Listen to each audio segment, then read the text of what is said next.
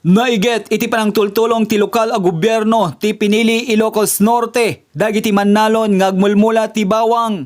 Kuna ti dati a mayor ken agdama a municipal consultant anunsasyon pagdilaw iti ila pinili ket addapay inaramid da a garlic center iti barangay Darat tapno di kastaket iso iti pagipanan dagiti maapit a bawang dagiti mannalon.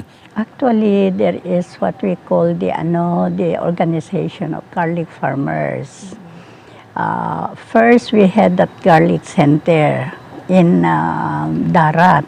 That place there originally is a garlic center. So, lahat ng mga kwansana, mga produkto ng garlic, because ang concept namin yan noon is to put all the garlic traders to trade their garlic products doon. Ang nangyari, we also, but earlier, before that building, ginawa namin ng sidewalk.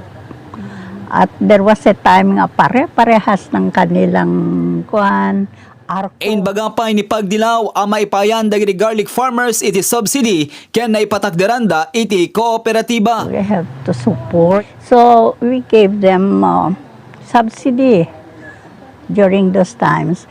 Then they put up their cooperative and seed money was given to them by the municipality. Kaya ang mga traders yan, there is also that farmers, garlic farmers. Maipapaayan da pay dagiti usarenda iti panagpatanor iti bawang kas kuma iti abono ken pestisidyo. Man, we give them fertilizer, ganyan. They are a part of fertilizer at saka mga pesticides if they need that. Yun ang help ng munisipyo. The usual help that we give to all of Ngem sigon dagiti adday ti lokal a gobyerno ti pinili ket naapektaran ti presyo ti bawang ken mariknapay dagiti garlic farmers iti nalaka a panaggatang dagiti agang angkat kariti maapit da bawang. Daytoy pay ti inbaga ni Tata Marino Fernandez, presidente ti Nagsimbaan Irrigators Association iti barangay Amaysa kariti Kalawaan iti mamulmulaan ti bawang iti ili a pinili daytoy ket ti barangay Pugawan. Mas konti na lang ngayon, ma'am, dalawang red bag na itanim. Kasi ma'am, ang mura ng pagbebenta namin. Yung maliliit ma'am, 15 pesos per kilo. Yung lumaki,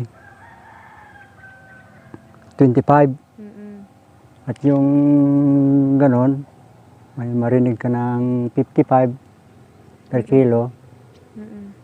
Pero kunti lang ang nakikita kong malaki. Bawang. Panakkelpay ni pagdilaw asab sa bali ti patano ra bawang iti pinili.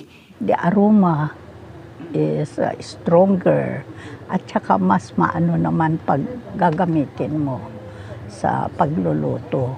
Talaga malayo ka pa, naamoy mo na. It comes to spicy, tsaka flavor, mga masarap ng ate.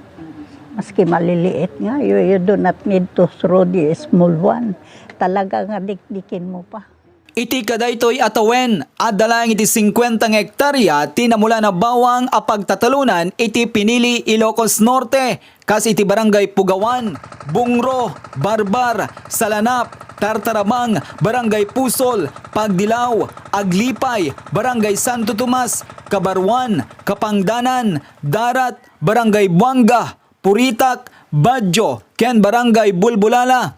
Ken ditoy bimaba dagiti nagmula ti bawang iti pinili gapo iti nalaka a presyo dagiti maapit. Daytoy ti pinasingkadan ni Municipal Agriculturist Philip Galang. Problema yung ating marketing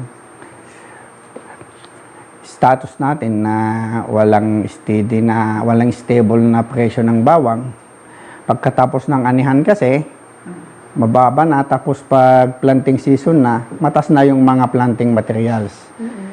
Kaya papasalamat tayo kasi mayroon ayuda na binibigay always ng DA na planting materials na i-distribute natin sa mga farmers natin na magtatanim ng bawang. Actually, meron tayo ngayon na 50 hectares na bawang dito sa Pinili. Sigon pa'y kanigalang ket adda dagiti programa ken proyekto a maipapaay kariti manalon ken umili ti pinili tapnon ti kasta ket maipayan ti importansya dagiti umili nga awanan iti pagsapulan. Mayroon tayong food processing ngayon dito sa Pinili na association based to lahat. Lahat ng mga asosasyon na naka-hand-inan ng mga bawang na dinistribu sa kanilang mga membro,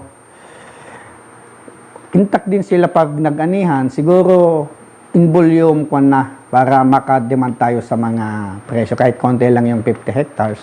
Ti pinili ket iso iti makungkuna a garlic town iti probinsya nga Ilocos Norte. Isod gapuna nga adda dagiti pa-training ti panagproseso kadagiti garlic products ti Municipal Agriculture Office iti panagarami ti garlic chips, garlic powder, ken garlic Mickey. Garlic chips, garlic powder, at garlic Mickey. Non-growing yung mga women natin nagproproseso. Actually, kakarestro lang sila sa mga DTI, tapos nakakuha sila sa mga Nutripack sa region. Actually, all the farmers, ginaano natin, noong nagbaba ng presyo, so na-discourage ng mga farmers to kan. But there are still farmers planting. Kami nga we still have to plant for